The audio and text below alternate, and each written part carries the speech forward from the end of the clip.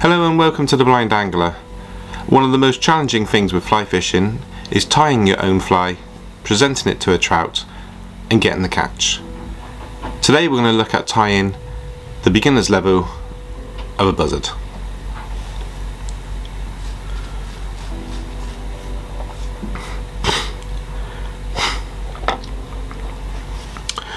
Right, so items needed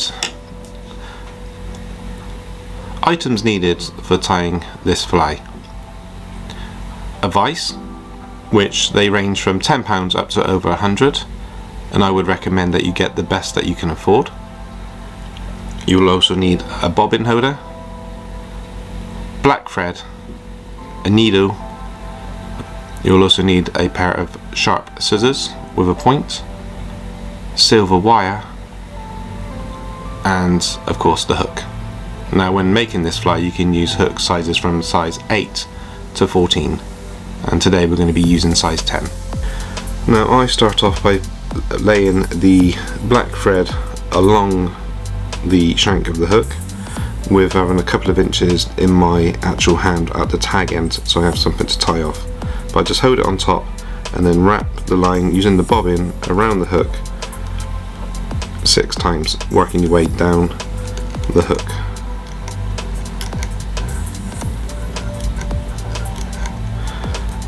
And then you work your way back up towards the eye of the hook. Now, being visually impaired, I use my thumb and forefinger to feel everything that I do. There we go. Then get the pair of scissors and just take off the tag end, and now we can build the fly. So what we do is we will just work the thread all the way down the hook,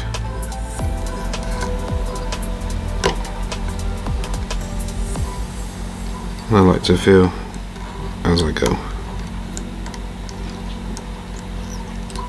all the way down. You want to cover as much of the hook as possible.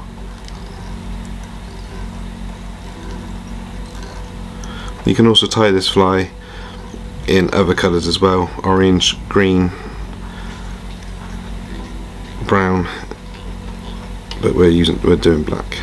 Right, there we go. So what we've done there is we've gone all the way down and we've come all the way back up again.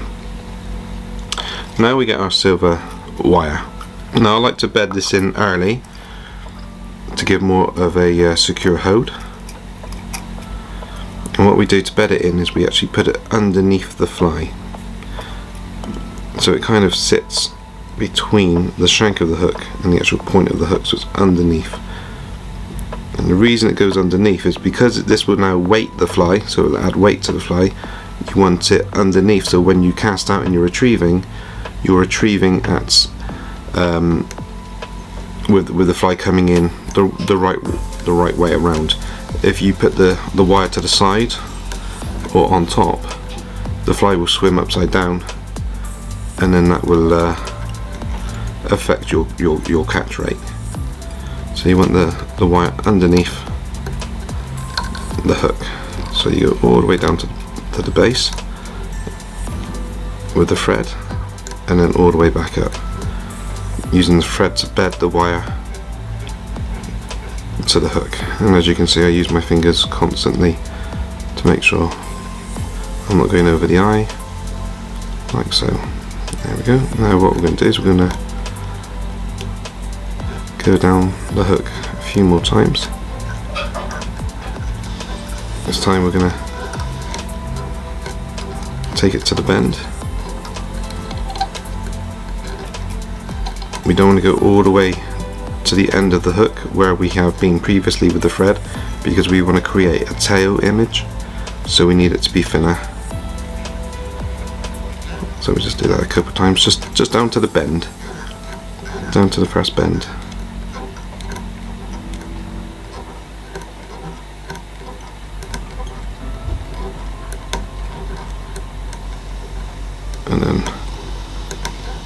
And then back up. It's just adding a bit of body to the fly. I would say it's good to make these flies different sizes in body, so you can have a fat one and a thin one, like so. And then what we're going to do is we're going to go down one more time, back up,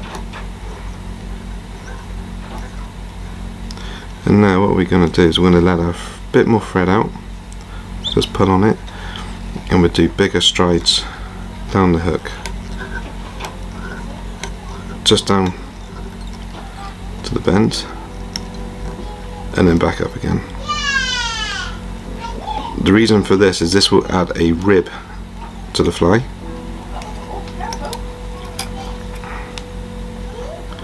which will allow the wire to grip. Right, so now we've done that, what we want to do now is bring the wire around the hook in a spiral motion. Now the thread goes around the hook in a clockwise motion, and the wire is going to go in an anti-clockwise motion. And what you want to do is just spiral it up, keeping it nice and tight on the hook, but take your time with it. This doesn't have to be perfect, just do the best that you can do.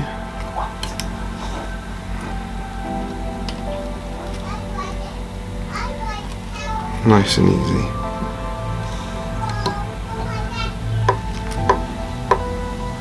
Feeling with the thumb and forefinger the whole time.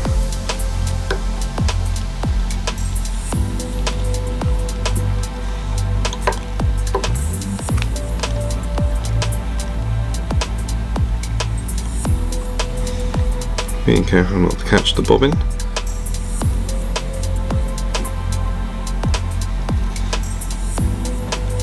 Up to the head, like so. I'm just going to hold that there. Just go around there once,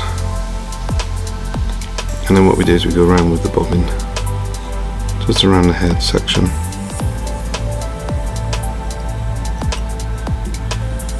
Nice and tight. Go around a few times. This will help bed in the wire before we take the wire off.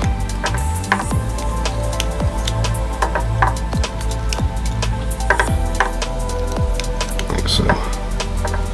And then what we do is just move the bobbin to the side, grab over the wire with your thumb and forefinger, and just give it a little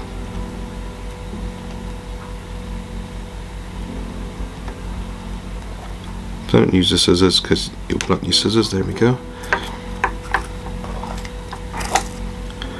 And then what we do is we just go around a few times with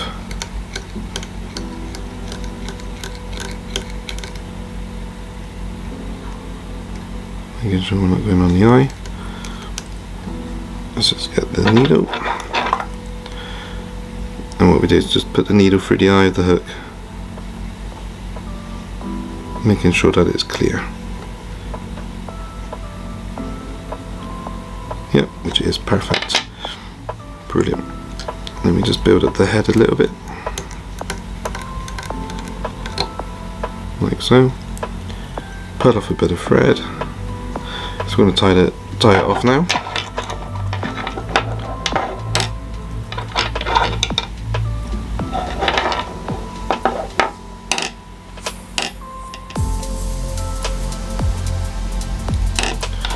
Right, and then when I tie the fly off, I like to do a half hitch to begin with.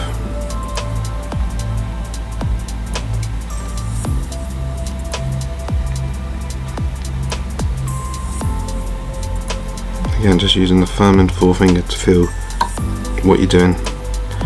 And then once I've done a single half hitch, then I do a double half hitch.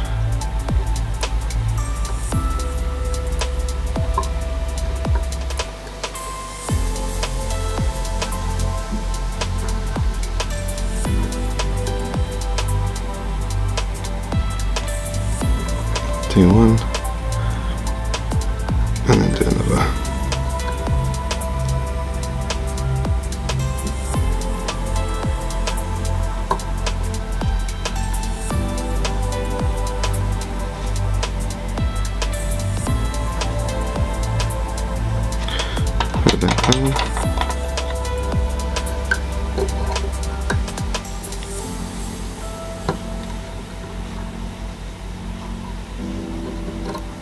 we go. Perfect. And that is the fly finished. All we need to do now is dab some fly varnish on it, which I would do all over. And you can actually buy fly varnish, or you can actually just use clear nail varnish.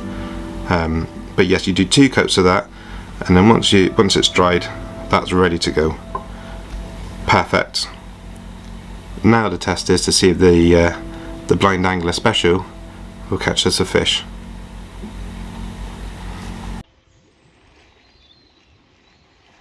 Wayne is catching a fish with his fly.